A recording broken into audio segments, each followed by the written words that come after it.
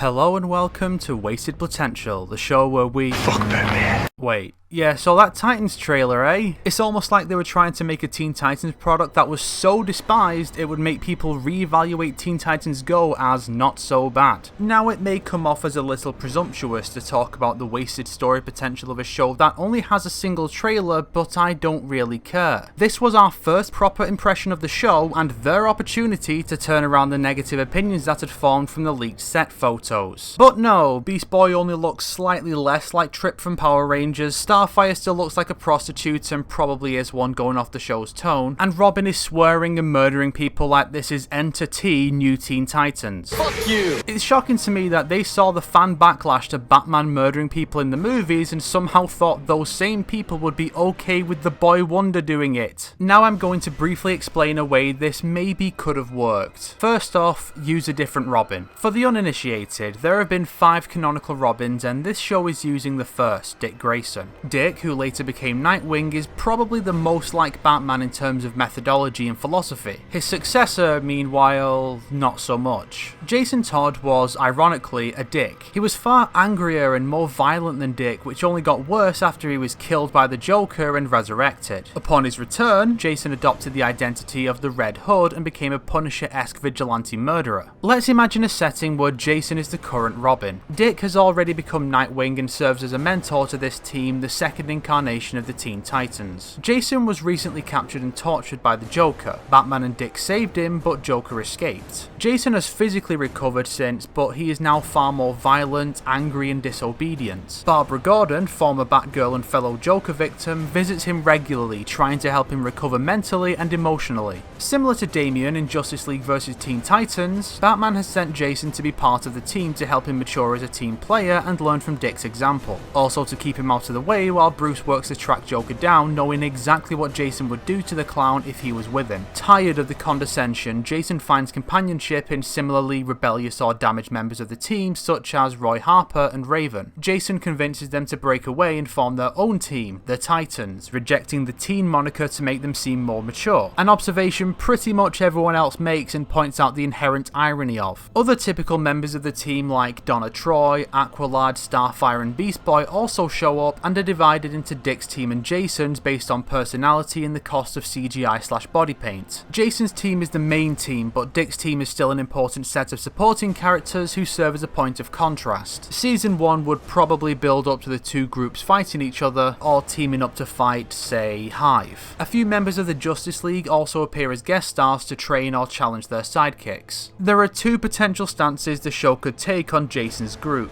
Either their more violent, sometimes murderous methods are unacceptable, or they are sometimes necessary. This subject would be a major theme throughout, as both teams contemplate the methods of their mentors and how they have and haven't succeeded thus far. The big finale, which probably ends on a cliffhanger, would involve Batman finally cornering Joker. Jason would learn of this and pursue as well, followed soon after by Dick. Jason has a gun to Joker's head as Bruce and Dick try to talk him down. Whether or not Fuck that man. that ends Season 1 actually does end Joker's life, Jason and his team begin to drift further away from Bruce and the others, possibly becoming fugitives in Season 2, The Outlaws.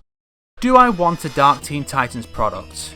God no. I think the only people who do are edgy teenagers and people who like BVS and Injustice, i.e. edgy teenagers. But if you have to make such a product with an openly murderous Robin, why the hell would you not make it Jason Todd on his way towards becoming Red Hood? Jason's story is potentially the most compelling of all the Robins, and yet only Dick has ever been depicted in live action. This darker take on Robin and the Titans is a perfect opportunity to spotlight Jason or Damian. Consider for a moment that the most mainstream depiction of Jason so far is Batman Arkham Knight, and we all know how well that one turned out. If you liked this video, why not subscribe and check the description for more content? If not, then make sure to share it with your enemies so they can suffer along with you.